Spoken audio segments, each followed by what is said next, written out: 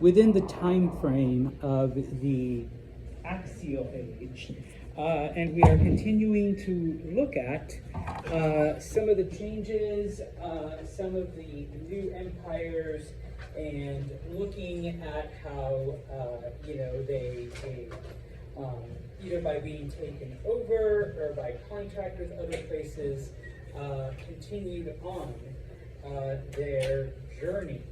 Okay, now, we briefly talked about this in the previous chapter because we're going to focus mainly on Greece and how, if you recall, the different number of city-states, and most of you got this right, they do in fact, despite their differences in lifestyle and government and whatnot, they do share a language, they do share a religion, and eventually Greek culture does end up spreading throughout much of the known world.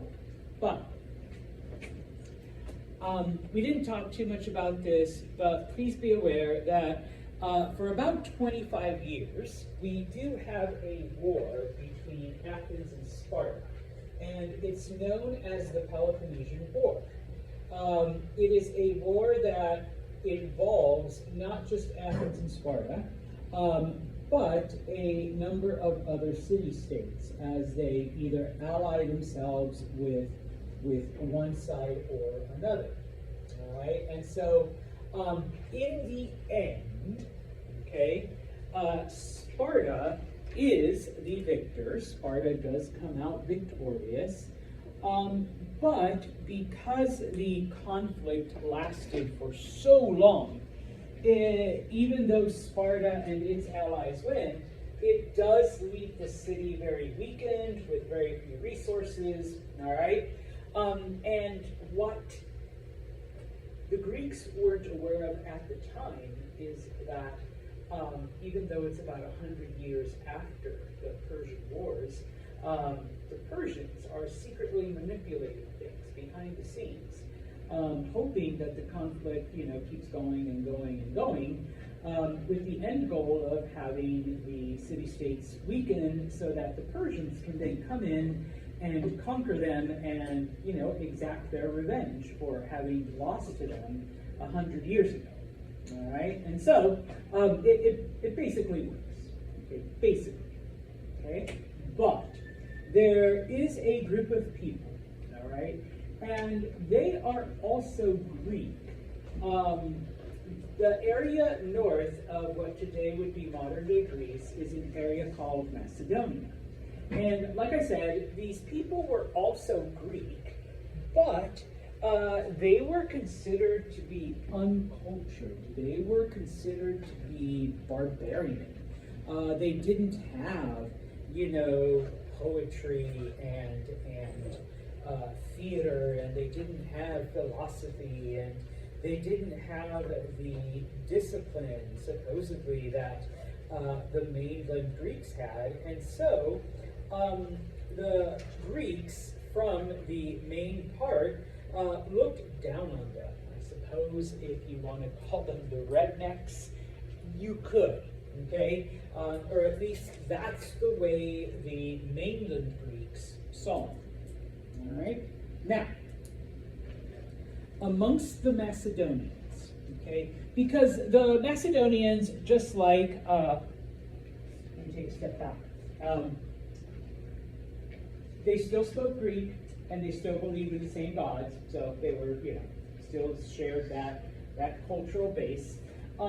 But similar to the main Greek city-states, Macedonia was also made up of independent city-states that kind of, went about their own thing, until a man named Philip becomes the leader of one of the tribes of the Macedonians, and over time, he is able to conquer all of the Macedonian city-states, and he's able to bring all of Macedonia under his control, and even some of the areas a little bit outside of Macedonia. So over time, and he becomes known as Philip II, because his father was also named Philip. He Macedonia becomes the most powerful state in the area, right? Now, it's the end of the Peloponnesian Wars. The Greek city-states are very weak. Once again, they've been fighting for 25 years. Sparta is the victor, but because that was basically the plan that the Persians had all along, the Greeks, discover that the Persians are getting ready to invade. So they ask for help. All right. They basically, hey Philip, I know, you guys are pretty powerful. You've got all that kind of control now. You control all of the city-states up north. We really need your help to fight back against the Persians. They'll take us over if you don't. And Philip says, all right, yeah, I'll come down and help you. But what he ends up doing is he actually ends up conquering the different city-states. He doesn't show up to help them, he shows up and attacks them. And once again, because the city-states had been fighting each other for 25 years, they don't have the resources, they don't have the power to resist Philip for very long. And plus, they were in fact getting ready to defend themselves against the Persians. So they are taken completely by surprise. Okay, now, in addition to that, okay, one of the things that Philip does, and I'll show you a couple of video clips in a minute, some of the other military inventions that Philip comes up with, but probably the two most important ones. Number one, yes, it was the Greek city-states that invented this military formation known as the phalanx, okay? But Philip, if you want to say improved on it, he did. Number one, the original Greek phalanx lined up soldiers in 8 by 8, okay? Philip extended it to 16 by 16. So he basically doubled the size, all right? So you have a much bigger fighting force. And when originally the spears or the pike that they used was only 10 feet long, Philip armed his men with spears that were 18 feet long, so that they would be able to attack their enemy way before the enemy would get close to them. Okay, and so it was basically, I think I might have mentioned it before, a cross between an armadillo and a porcupine, because it had a hard shell because the soldiers had shields, but then you had these long spears that you could just, poke people with and stab them and kill them before they ever got to you, all right? The other thing that Philip did, okay, now, cavalry, which is soldiers on horseback, was nothing new, okay? But for most groups, they would put archers on horseback and have them shoot arrows, okay? Philip is like, okay, that's fine and good, you keep a distance and you can run away fast.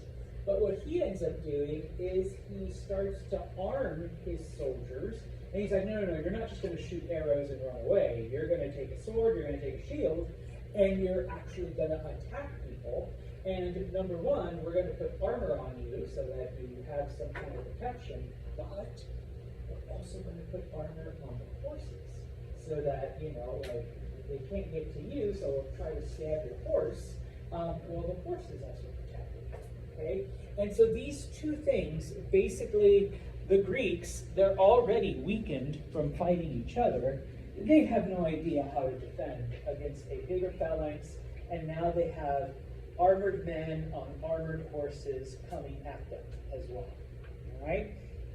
The other thing that happens, and I can get a little political, we can talk about modern times, all wars cost money. If anybody tries to tell you, like, no, we're going to cut taxes, but we're still going to bomb everywhere, it's coming out of somewhere. Someone's losing out, all right? Wars cost money. Philip finds gold mines in Macedonia that had never been discovered before. So he basically has an unlimited supply of money now, where he can buy, weapons and more horses and whatever he needs for the war. He's got money. So, by 330 BCE, Athens is the last city to hold out against Philip. They have been conquered. And so for the first time in history, you actually have all of Greece under one ruler. All right? Granted, he's from somewhere else, but Greece is united. Now, unfortunately, Philip does not get to enjoy, all right, the perks of his conquest, because not long after, one of Philip's daughters is getting married, and he's assassinated at the reception. All right, he is literally stabbed in the back. Someone just comes up behind him and boom, there goes it. All right, and he's gone. Okay, and so his son, who's only a teenager, becomes the new king. All right, and his name is Alexander, and he will eventually take on the name of Alexander the Great. Okay, now, this is from a painting that's found in Persia. We think it's fairly accurate to what he might have looked like, all right? But that's it, all right? Once again, he becomes the greatest general in history, basically, okay? After his father's death, okay, he decides to invade Persia, all right? He's not just going to sit around and enjoy Macedonia and enjoy Greece, okay? And for the longest time, historians have asked themselves why, and your textbook kind of delves into a couple of the theories as to why he would take on Persia, okay? Because, it was thanks to the Persians that the Greek city-states were weak enough so that the Macedonians could conquer them. Now, we've found out through, much later, that Philip actually had planned to invade Persia. And so a lot of historians think that Alexander was just honoring his dead dad's wishes, okay, to continue to conquer, all right? Another theory is that it was the Persians who were responsible for Philip's assassination, that they found out about Philip's plans to invade him, and so that they, decided to strike first. And so a lot of people think it was revenge for his dad's assassination. He invades Persia, okay? Another theory is that the Persians had conquered an area north of Greece called Thrace. The Macedonians had already invaded the area, and so kind of like, we need to get rid of the Persians so we can have Thrace all to ourselves, okay? The least believed theory is that it was his mom who kind of pushed him into it. His mom had a lot of influence over him. I don't want to call him a mama's boy, but he listened to his mom a lot. He loved his mom, and so his mom hated Persia, so she wanted him to invade it, and so he did it for her. But in this case, that's probably the least supported theory, okay? Like some of the other things, revenge for his dad and, try to get rid of the Persians so they don't invade, those are probably more likely because Alexander was highly educated. I briefly mentioned it in the previous chapter. Aristotle, one of the famous Greek philosophers, the one who believed in observations and keeping data and then drawing conclusions from that data, he was his private tutor growing up, okay? So he was smart, all right? And he learned from Aristotle to observe, okay? Keep track of data, come up with conclusions based on that data.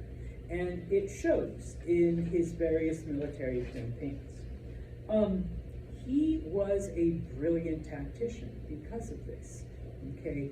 He understood what the Persians were going to do from having observed what they had done in the past and how they reacted to different situations So he was able to outmaneuver them pretty much at every encounter. Alexander was basically undefeated against the Persians. All right, there might have been one or two battles that he lost, but they were inconsequential. So that within a relatively short amount of time, he conquered Anatolia, modern-day Turkey. He conquered Mesopotamia, modern-day Iraq, and Egypt. He took all of that from the Persians. Okay, the Persians had been around for over 200 years, and along comes Alexander. Pardon my greed, he kicks their ass. All right, pretty much everywhere that he meets them. All right, and so you know there's a map coming. Okay, here's Macedonia. All right, and so they conquer. All right, all of this, and then after Philip dies, Alexander conquers all of this, and then heads south into Egypt. Okay, and he does this, like I said, relatively quickly. Now, once he reaches Mesopotamia, the Persians, I'll come back, the Persians are ready to surrender, okay? Alexander's like, yeah, right, all right, I know I've got you beat, okay? Now, if you don't like my dots and lines of stick figures over there, this is what an actual Macedonian phalanx would have looked like. It's just an artist drawing. You know, and as you're marching, if you're in the front row, I mean, you've got to be pretty ripped to be able to hold the 18-foot, you know, spear in front of you. The people that were behind would literally lean it on the soldier in front of them so that, you know, it was supported. But yeah, you just start stabbing, and at some point it will fall apart, but by then, your enemy has had at least half of their army killed, thanks to this formation.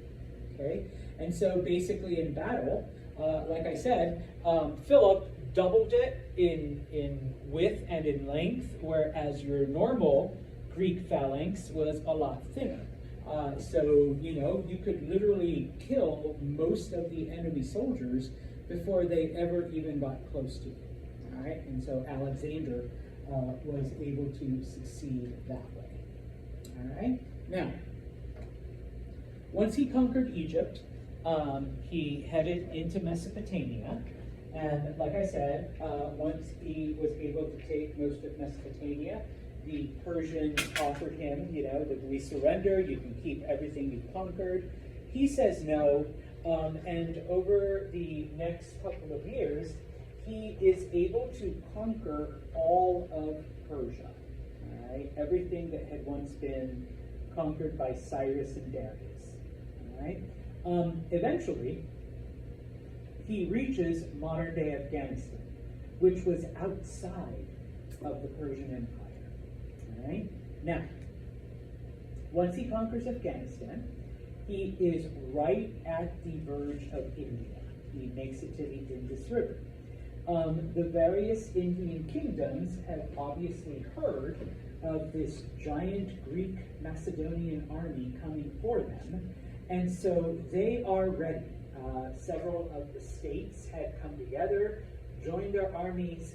The Indians even put out war elephants because they figured the Macedonians would be scared because they'd never seen elephants before. And at first, Alexander was like, wait, how are we going to beat these giant creatures with weird noses? He just sent his cavalry to the back, and he attacked the elephants from behind. All right, it was pretty simple. I feel bad for the elephants, but they were pretty easy to defeat. Okay, now he crosses the Indus River, and he is ready to sweep through and conquer all of the Vedic states. But his men are tired. Okay, I know it only took us 2 slides, but this has been 10 years since they left Greece. Okay? For 10 years, they have been fighting, they have been conquering, they took over Persia, they took over Afghanistan, and now they crossed into India. And by now, Alexander's like, this isn't enough. I want to conquer the world. I want to conquer everything. I want to keep going until there's nothing left to conquer. Okay? His men are like, no, we're done. We are done. All right? We miss our homes. We are tired of fighting.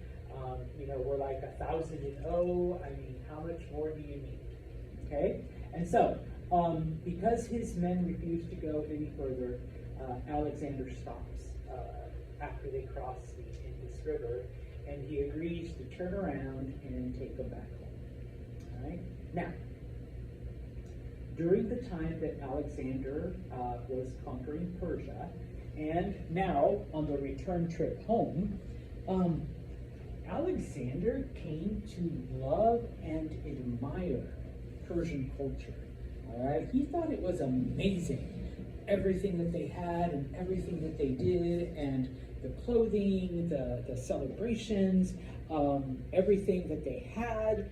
Okay? Now, I don't think we talked about this when we talked about Persia. Under Persian custom at the time, men could have more than one wife.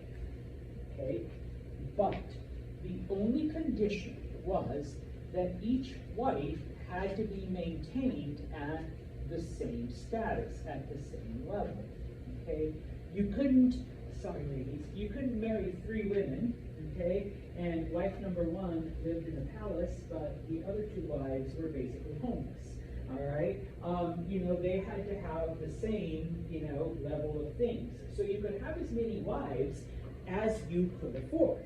If you could only afford 1 wife, then that's it. Sorry, Persian dude, you don't get any more. All right? If you can afford 3 wives, then you can marry up to 3 women.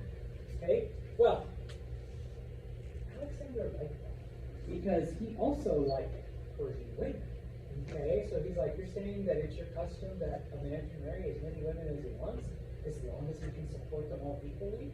He's like, I am the king. Of course I can support as many women as I want at the same level. He ends up marrying close to 100 Persian women. Okay, yeah, I know he loves Persian. He's like, oh, he's Persian now. All right, I was like, oh yeah. Okay, now, because he came to love and admire and, Persian women, he now tries to convince his soldiers, thanks Isaiah, to also marry Persian women. Because he's like, if I can convince my general Isaiah here to marry a Persian woman, he's going to want to stay in Persia, and then we can keep conquering, and we can keep going. We don't have to go all the way back to Greece now. All right, we can stay here, and then we can keep pushing until we get to the end of the world, type of thing. Okay? Of course, even though some of his men did marry Persian women, they still miss home. They still miss Greece. They still miss, Greek food and their traditions. So what Alexander does is he starts building Greek-style cities throughout all of the places that he conquered. Okay? So that now, hey, Isaiah, you and your Persian wife can enjoy Greek theater, you can enjoy Greek food, you can enjoy Greek traditions. All right, so we're okay there. And it's interesting because in the late 1800s and early 1900s, when archaeologists first started discovering the ruins of Greek cities, like smack in the middle of the deserts of Afghanistan, they're like, how the hell did Greek cities get here? Like, there's no business, there's no logical reason. Until they start, recreating stuff and realize that it was Alexander who had built these for his soldiers. Now, most of the cities are named Alexandria, or some form of Alexander. He names them after himself. Because if I'm building a shit ton of cities, I'm naming them Santos, all right, or Santos Land, or Santos Landia, I'm Spanish. All right. So he pretty much names them after himself. And I know some of you are like, but was it? Yes, the most famous Alexandria was the one that he built in Egypt. Okay, but there were at least a dozen other cities named Alexandria as well. Okay, I don't know why I put that there. Anyways, all right. But of course, all good things must come to an end. All right. While he's traveling, he makes a stop in Babylon, in Mesopotamia. we really don't know what happened because the records of the time, the people who kept a journal, a diary, a history, whatever you want to call it, all they wrote is that one day Alexander woke up with a fever, and then a few days later he was dead. Okay, that's it. That's all we have. Okay, we don't know how he got it. We don't know exactly what happened. He may not have even had a fever. He might have been assassinated, but everybody just agreed, hey, you know, I mean, scribe, let's just all say he had a fever and he died. All right, type of thing. Huh? They killed him. Some people say he was poisoned, and then they just all agree, okay, we're just going to say he had a fever, and that, you know, he died of a fever. Okay, he was 32 years old. All right, so he was still fairly young. Okay, remember he was a teenager when he took over, when he conquered most of the world. All right, now we do have a problem. Even though he has numerous wives and he has numerous children, he never named one to be his successor. So there are several people who have claim, all right, to the empire, and of course each side has, you know, their supporters and the people that hate them and whatever. So because he does, I mean, who's it going to be? Is it going to be the oldest son of his Greek wife? Is it going to be the oldest son of his first Persian wife? Or his second Persian wife? Or maybe, you know, like who are we going to follow? Who are we going to choose? Okay? And so what ends up happening is that for several years, his most powerful generals end up fighting amongst themselves over control. Okay? That's what happens when you have a giant empire and nobody to take over. Okay? Eventually, though, 3 generals come out on top. Right? I am only going to ask you to remember one of them. Okay? Not this one, although if you want to, you can. Okay? One of his generals, a man named Seleucus, and it becomes known as the Seleucid Empire, basically takes over most of Persia, right? And as I mentioned in the previous chapter, yes, the Persian Empire basically ends when Alexander takes it over, but it really doesn't because, you know, Alexander and later Seleucus, they adopt most of the Persian culture and they continue it. Granted, now it's mixed, and we'll talk about this on Monday. It is now mixed with Greek culture, so it does change. But you know, Persia is still around, even though it's not the same Persia that Cyrus and Darius built. Okay, so you have the Seleucid Empire. It goes from Syria to Afghanistan. All right. Next is, it's just called Macedonia, and it's led by another general named Antigonus. And basically, it's Macedonia, Thrace, and the Greek city-states. What today you could say is modern-day Greece. Okay? So that becomes empire number 2. The last one, and this is the one I want you to remember, okay, is Egypt. Egypt is taken over by his general, a man named Ptolemy. Yes, the P is silent. All right, I'm sorry. It's like psychology or whatever other Greek word. For some reason, the P's are silent. All right, if you want to say Ptolemy, that's fine, but it's just Ptolemy. Okay. The reason why this is important is because number one, Egypt changes completely after this. Okay, because Egypt mixes with Greek culture and it becomes something totally new, something totally different. Later on, when Islam comes into effect, you know, Egypt changes again. And so the Egypt we know today is literally very, very, very little to what Egypt was like 5,000 years ago, because it's been, you know, influenced by other cultures. All right, so this is like the first big shift we see in Egypt. But also, most importantly, okay, Ptolemy is the great, I'm not really sure how many greats grandfather of Cleopatra. All right, and I'm hoping that most of you have heard of Cleopatra. Supposedly the most beautiful woman in the world, the most beautiful woman in history. Well, she's actually half Egyptian, half Greek. All right, so she wasn't just like pure Egyptian, like, oh yeah, Egyptian women are hot. Well, she had Greek blood too. Okay, so she was a mix of Greek and Egyptian, and she ends up, in power, but she is part of this family, okay, that took over Egypt after Alexander. All right, now, so the pink is the Seleucid Empire, taken over by Seleucus, basically, what was Persia. This up here, the orangey thing, Macedonia. Eventually, they do get that purplish blue, but over time, they lose some, they get some, they lose some, they get some. It's never stable. And then, of course, there's no family names yet, but we call them the Ptolemies, and we refer to it as the Ptolemaic Empire. You don't need to know that unless you're a dork like me.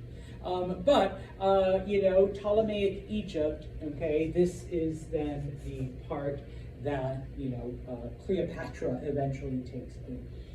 All right, now, I hope this works. Yes, it does. I just want to show you a couple of clips, just a little bit about Alexander. Well, first, it's about Philip and Macedonia taking over. Let me fit this onto the screen. There we go.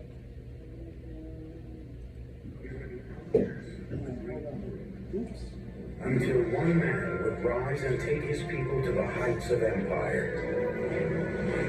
Alexander was one of history's great. I need to do this because it's right. Aware that he lived in an age of innovation in Greek warfare. Alexander the Great employed the latest technology to conquer civilizations, translating the lands from Egypt to India into a new Greek world. Greeks have conquered the whole world, so they're exporting their way of life because they think it's the best way of life. It's the best way that any human can live. But there are no kingdoms without a king, and with Alexander's swift and stunning demise, his empire would crumble almost as quickly as it was built.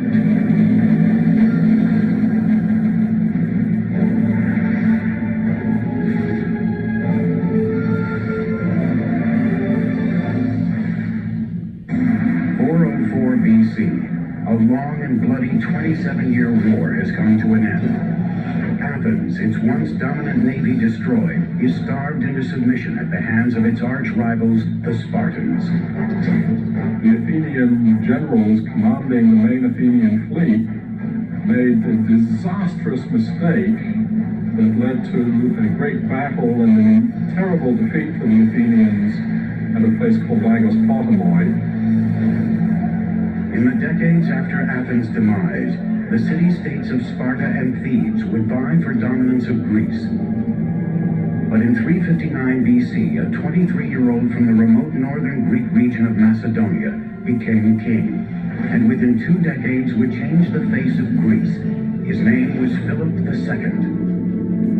Macedon was a funny Greek state. It was always a bridesmaid and never a bride. It had lots of potential, both in manpower and natural resources, but it had never managed to get its act together. The Greeks of the city-states considered the tribal Macedonians barely civilized. Yet within 20 years, Philip had unified and transformed them into the most respected and feared military machine Greece had ever seen.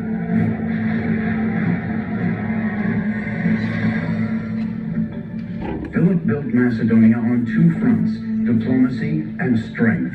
He began by creating alliances with the surrounding city-states, while at the same time reinventing the Macedonian army, making soldiering a full-time and highly trained occupation.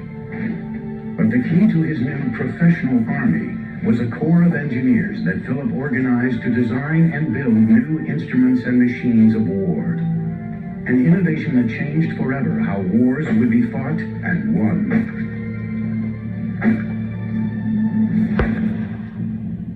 The Macedonians were not considered real Greeks by the Hellenic city-states. They came from a tribe called the Macedoni, and they'd been fighting barbarians for so long that they were considered barbarians themselves. However, Philip II was no barbarian. Or if he was the most brilliant barbarian the world had ever seen. Hello, I'm Peter Weller.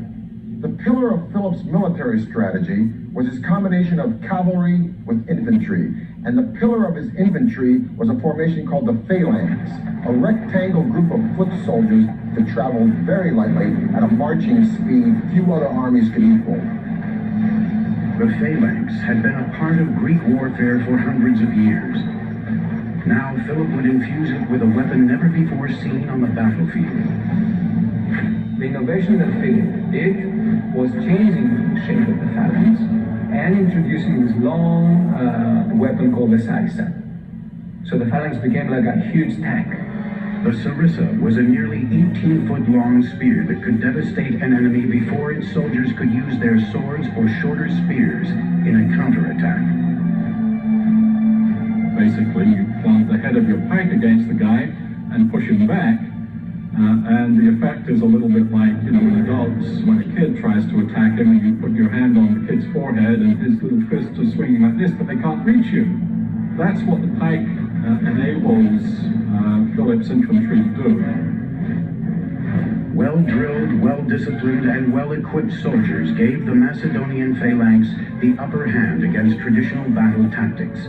But it would be engineering technology that would ultimately make Philip's armies invincible. For much of their military history, the Greeks were not particularly good at siegecraft. Beginning around 400 BC or shortly afterwards, the Greeks begin to take a quantum leap. The bow and arrow had been an instrument of warfare for thousands of years, but the bow's power was limited to an individual and the strength of his arm. One of the ancient Greeks' first innovations in military engineering was in designing a bow that harnessed more power from the entire human body than from the arms alone. The earliest weapons of siegecraft that the Greeks developed are essentially crossbows, and they're called belly shooters, gastrophetes. You had a much bigger thing that had a kind of U-shaped element at the end that you pressed against your abdomen. And then you drew back the bow with both hands, pressing it with your torso at the same time, so you could create a much greater force of tension. So I just want to take a second.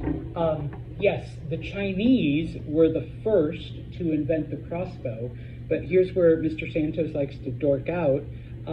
Hundreds of years later, without ever, getting ideas from the Chinese, the Macedonians came up with the same idea type of thing. So, even though they're like thousands of miles apart, the Macedonians also invented a type of crossbow, which is what gave them the advantage as well when it came to battles. All right? The gastrophetes was a deadly improvement over the bow and arrow, but to truly overcome the armies of the world, Philip needed more power. In order to do even more damage, they need to come up with yet another generation of weapons. They need to invent what we might call the torsion catapult. The torsion catapult basically creates springs by twisting sinews, or in some cases horsehair, or in emergencies even human hair. You create thick ropes of them and then twist them together. Greek engineers designed a device that acted as a belly shooter mounted on a platform. They called it the oxybeles, or bolt shooter. Instead of using the body for power, the torsion created by the oxybeles came from twisting ropes to an explosive level of tension. There's an enormous stored force because the sinews want to spring back and release that tension, but they're held. And inserted into this spring is a bar, and you then pull that bar back, increasing the already great tension, and then when the bars are released, they spring back with enormous force and rapidity compared to the old bow flexion system. Distance no longer protected enemy soldiers from a sudden and bloody death. When fired, the Oxybeles could pierce the shields and armor of an enemy nearly a quarter of a mile away, giving All right. Oh, wait, no, they give the name. birth to a term that we still use today, catapult. So the Macedonians invented the catapult. Okay. Obviously, at first they just shot giant arrows, spears, but then eventually they start shooting other things at opposing armies. So I just want to show you one more clip showing Alexander's genius, and let me just find that's close enough. With mammoth walls and a fortified harbor, and very little land around the walls, the city of Tyre was long thought to be impregnable. Thus, Alexander resolved to a very, very ambitious approach. He knew he couldn't take the city unless he did damage to the walls. So he had his engineers build a causeway, a bridge from the mainland to the island. Causeway was about half-mile long, 200 feet wide, 20 feet high. When the causeway was within striking distance, Alexander unleashed a hail of terror on the city, and then he deployed the only weapon he knew would end the battle, a siege tower. The towers were a kind of multi-storied armored car that moved forward on wheels. Outside, they were fireproof with rawhide, covering the entire wooden structure. Inside, a central staircase led to a series of platforms where Oxybeles and other catapults launched missiles onto Tyre's walls. Down below, others used the tower as protection to wield a ground-level battering ram. They literally wheeled them up to the wall. The men inside would be protected, and they would be shooting arrows at the defenders on the wall and trying to cross over onto the wall and to kill the defenders. Alexander's siege towers pummeled the walls of Tyre for days. Once the fortress had been breached, Alexander went for the jugular. He unleashed a firestorm of reprisal upon the city that had resisted him. The assault itself. So, Alexander's genius was to build this movable tower to take over a city. Okay, this will be the last slide. We'll finish up with this. The reason why we look at Egypt, okay, and I want you to remember Ptolemy, okay, or Ptolemy, I suppose, if it helps you with the spelling, is that it is the one area that lasts the longest after, over history. Basically, it lasts until the Romans come in and defeat the combined army of Cleopatra and Mark Antony. Okay. Number two, and this is another H word that you are going to have to know. Okay, and the word is Hellenism. Okay, now Hellenism has like a couple of meanings, and we'll talk more about it on Monday. Okay, but at its most basic, Hellenism just means the spread of Greek culture. Okay, but it's not just spreading Greek culture, but Greek culture mixing with local cultures as well. All right, and we see this happen the most in ancient Egypt. Okay, where suddenly Egyptian stories and Greek stories begin to merge. Egyptian religion and Greek religion begin to merge. And so suddenly, whereas before the Egyptian gods had like dog heads and lion bodies and all of this, now they also begin to look human. And many of the attributes of like Zeus and Apollo and Hermes, they begin to be absorbed by some of the Egyptian gods and vice versa. Suddenly, Ammon and Re and Isis and Osiris, their attributes begin to be absorbed by some of the Greek deities, right? It is during the Ptolemaic rule, specifically it's the first Ptolemy, his grandson, okay, Ptolemy III, I think, or the fourth, that the Rosetta Stone is created as you know, Egypt is becoming more and more Greek, this ruler found it necessary to preserve the ancient Egyptian stuff. You know, he thought it was important enough. So let's get the hieroglyphics, let's get the hieratic, we're going to put it right here, and let's put it with our language. Okay, let's put it with Greek, so that now we have a way to translate it. Okay, like I said, okay, we'll talk about it next week on Monday, how Greek ideas suddenly mix with Egyptian ideas, but we begin to see like a whole new culture, okay? That's what Hellenism becomes, all right? Is it a word? Greekification, all right, of many of these old cultures, all right?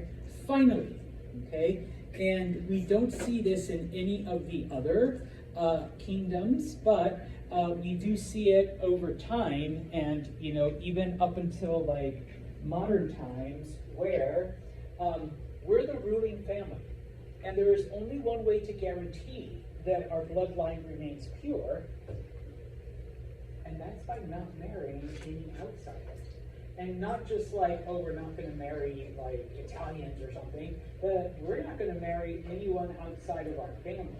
And so the Ptolemies were one of the first where uncles married nieces and aunts married nephews and cousins married cousins. And when there was nobody good enough, I know you're already making a face, Ariana, brothers married sisters, okay? Because that's how you kept the family pure. All right.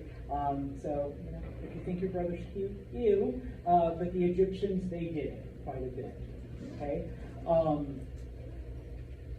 Throughout European history and some of the other, you know, areas of the world, I mean, we do see cousins marrying cousins in order to keep the royal, in order to keep the royal bloodlines pure. Okay. World War I, okay? The King of England, the King of Germany, and the King of Russia were all first cousins. I mean, literally, all right? Because the families just married each other. They just send off a cousin to marry a cousin, and your cousin comes marries this cousin, and yeah, okay? Because that's, you know, we don't want no dirty blood over there. No, we're keeping it just in the royal family, all right? And what better royal Nevaeh than to marry your cousin? You know, you're like, hell no, you know, type of thing. All right. Well, it starts with these guys back in Egypt. All right. We will continue with this on Monday. Have a good weekend. Enjoy the weather. It's supposed to be nice and chilly. All right.